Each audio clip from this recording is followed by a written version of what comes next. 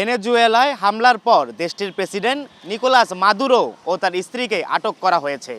যুক্তরাষ্ট্র প্রেসিডেন্ট বলেছেন তাদের আমেরিকান বিচারের মুখোমুখি হতে হবে। দর্শক, বিষয়টি নিয়ে এটিএন নিউজের নিয়মিত আয়োজন আমাদের কথা অনুষ্ঠানে আপনাদের স্বাগত জানাচ্ছি আমি তৌফিক হাসান তুহাদ। দর্শক, শুনবো বিষয়টি নিয়ে সাধারণ মানুষের মন্তব্য। তবে তার আগে দেখে আসা যাক এ বিষয়ে প্রচারিত এটিএন নিউজের একটি প্রতিবেদন।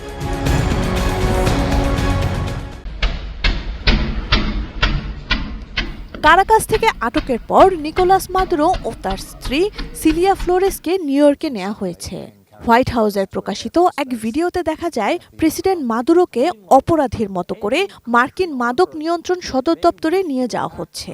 মাদক ও অস্ত্র চোরাচালানের মামলায় তাকে ম্যানহাটনের ফেডারেল আদালতে হাজির করা হবে।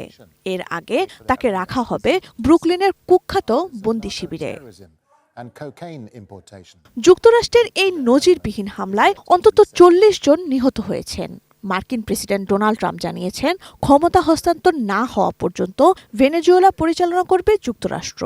একই সঙ্গে দেশটির বিশাল তেলের মজুদ ব্যবহারের পরিকল্পনাও জানান তিনি।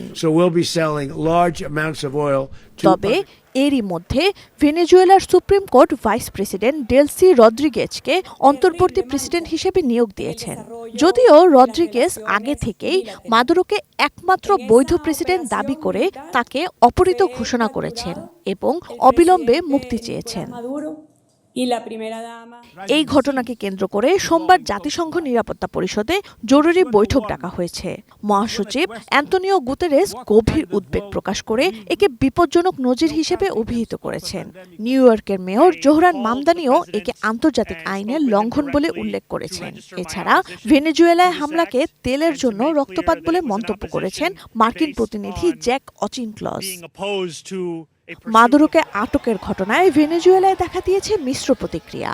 মায়ামি থেকে মাদ্রিদ সবখানে প্রবাসী ভেনেজুয়েলানরা উৎসবে মাতলেও কারাকাসে মার্কিন পতাকায় আগুন ধরিয়ে বিক্ষোভ করেছে মাদুরো সমর্থকরা। যুদ্ধবিরোধী বিক্ষোভ হয়েছে খোদ যুক্তরাষ্ট্রের রাজপথেও। সঞ্জিদা সিলভিয়া, ডেস্ক রিপোর্ট, এটিএন নিউজ। দর্শক, এতক্ষণ দেখলাম প্রতিবেদনটি, এবার শুনবো এই বিষয়ে কি বলছে সাধারণ মানুষ। একজন প্রেসিডেন্টকে, রানিং প্রেসিডেন্টকে তার দেশ থেকে সস্ত্রীক এভাবে কিডন্যাপ করে তুলে নিয়ে গিয়ে তাকে যুক্তরাষ্ট্রের আইনের আন্ডারে এনে শাস্তি দেওয়া যে বিধান, এটা আসলে ইম্পেরিয়ালিজম, আমরা যেটাকে বলি আইআরের ভাষায় ইম্পেরিয়ালিজম, একদম আধিপত্যবাদের চূড়ান্ত একটা রূপ যুক্তরাষ্ট্র দেখিয়ে দিয়েছে আর কি। তো আমার মনে হয় যে শান্তি, মানবাধিকার, হিউম্যান রাইটস, ইউএসডিআর যত ধরনের বিভিন্ন ধরনের মন্তব্য আছে, বয়ান আছে, এগুলো মনে হয় সামনের পৃথিবীতে আর খাপ খাবে না আর কি। এটাই হচ্ছে কথা। আর সোকল্ড ব্যালেন্স অফ পাওয়ার যেগুলো আমরা ইন্টারন্যাশনালি দেখি, এগুলো আপাতত আমার মনে হয় নিয়ার ফিউচারে it's not applicable in international stage. ভেনেজুয়েলাকে যেটা আটক করছে, ভেনেজুয়েলার যে প্রেসিডেন্ট মাদুরো, তো মাদুরোকে নিয়ে যাওয়ার যেটা হয়েছে, এটা হচ্ছে একটা দেশের যেই সার্বভৌমত্ব, মানবাধিকার, এটা পুরোপুরি লঙ্ঘন হয়েছে।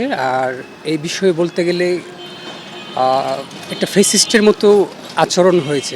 আপনারা দেখবেন যে বিশ্বের বিভিন্ন গণমাধ্যম সহ বাংলাদেশের বিভিন্ন গণমাধ্যমে ঠিক এভাবেই অনেকে শিরোনাম করেছে বা লিখেছে। এটা সম্পূর্ণ একটি দেশের স্বাধীনতা বিরোধী, মানে স্বাধীনতা বা সার্বভৌমত্বের আঘাত সরাসরি।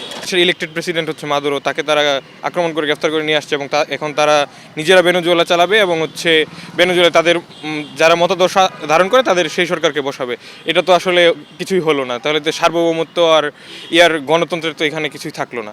এখন তাদের এই মূল লক্ষ্যটাই ছিল হচ্ছে যে ভেনেজুয়েলার 3 বিলিয়ন ব্যারেল তেল আছে, ওটার উপরে তাদের লক্ষ্য। কারণ হচ্ছে চীন ল্যাটিন আমেরিকার দিকে একটু যুক্ত ছিল, আস্তে আস্তে ওইদিকে ব্যবসা বাণিজ্য প্রসার করতেছিল, কিন্তু আমেরিকা তো সেটা কোনোভাবেই চাচ্ছে না।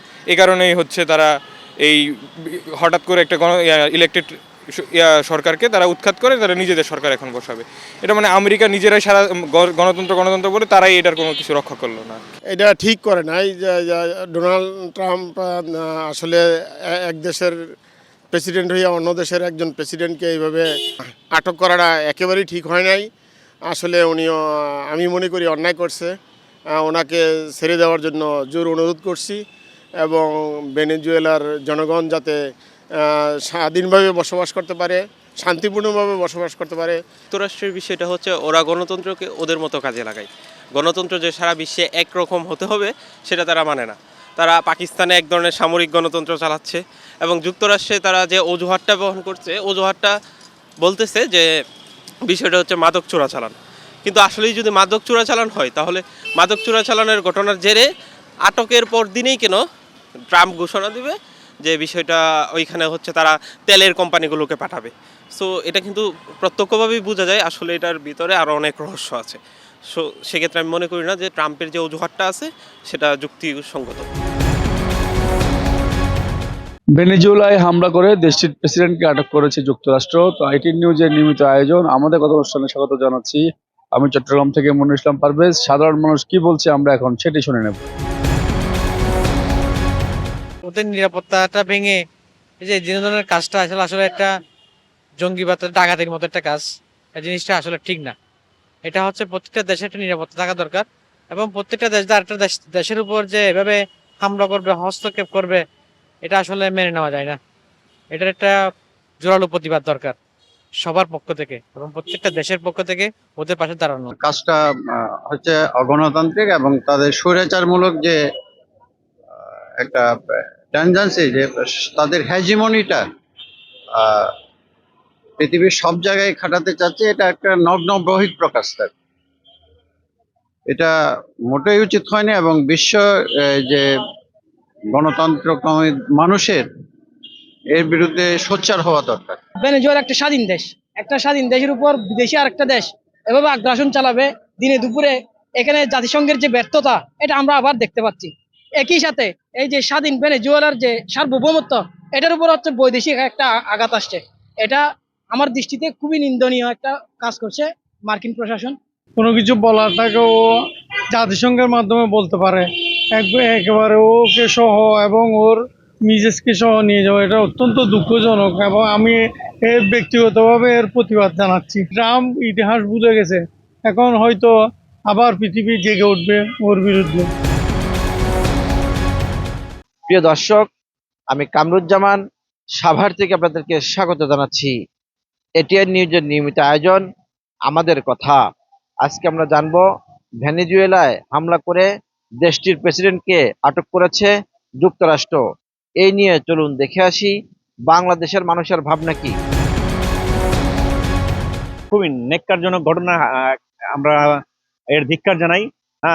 আমেরিকা এই সারা বিশ্বে অশান্তি সৃষ্টি করে রেখেছে এই অভিযানের মাধ্যমে। আমরা বিগত দিনে দেখেছি Afghanistan, Syria, Iraq, Iran, Libya, নানান দেশে তারা অযথা একটা মানুষের উপর অত্যাচার করে আসছে দীর্ঘদিন যাবৎ। এটা মেনে নেওয়া যায় না, এটা আমরা তীব্র নিন্দা জানাই। পাশাপাশি আমরা চাই সারা বিশ্বে এই স্বৈরাচার দখলদারের বিরুদ্ধে প্রতিবাদ গড়ে তুলতে হবে। হ্যাঁ, যে গতকাল ভেনেজুয়েলায় যে আমেরিকান সেনাবাহিনীর যে আক্রমণটা চালাইছে, এটা তাদের সারা পৃথিবী যে একটা আগ্রাসী মনোভাব, তার একটা বহিঃপ্রকাশ। তারা ইউক্রেন, ফিলিস্তিন এবং কি যতগুলা পৃথিবীতে আক্রমণ হয়েছে তাদের হাত রয়েছে এবং কি আমরা এটাই মনে করি। এবং এই যে ভেনেজুয়েলায় কালকে প্রেসিডেন্ট এবং প্রেসিডেন্টের ওয়াইফকে যেভাবে আক্রমণ করে উঠায় নিয়ে গেছে, এটা আমরা প্রতিবাদ জানাই। এটা একদম ন্যাক্কারজনক ঘটনা।